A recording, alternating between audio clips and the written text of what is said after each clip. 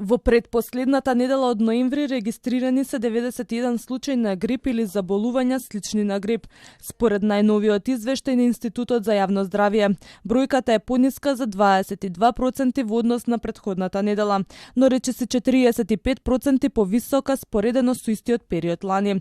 Најмногу заболени има во Гостивар, 35 случаи, а по него следат Тетово, Штип и Струмица со по 11 пријавени.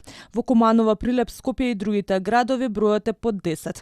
Најзасегната е популацијата од 15 до 64 години, со вкупно 71 заболен. Евидентирани се и 13 случаи кај лица над 65 години, 7 деца на возраст од 5 до 14 години, а кај децата до 4 години нема регистрирани заболувања.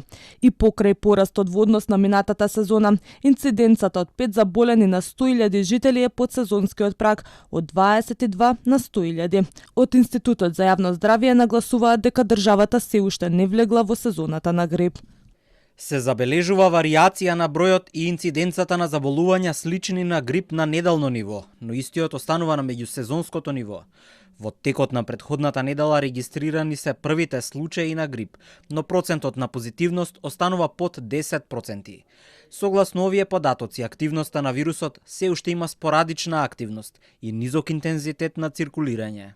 Во тек е и вакцинација против сезонски грип. Министерството за здравство обезбеди 80.000 бесплатни дози за приоритетните групи и дополнителни 2.400 комерцијални вакцини преку центрите за јавно здравје.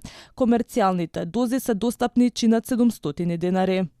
Вкупно во Македонија вакцинирани се 75.115 лица со бесплатната и 1.894 лица со комерцијалната вакцина. Во пресред на очекуваниот раст на бројот на случаи, здравствените власти повторно апелираат на почитување на основните мерки за заштита, односно избегнување затворени и преполни простории, често миење и дезинфекција на рацете, редовно проветрување и здрава исхрана богата со витамини. Особено ранливи остануваат постарите лица и пациентите со хронични заболувања. Изминатата недела е регистриран и еден случај на коронавирус во државата.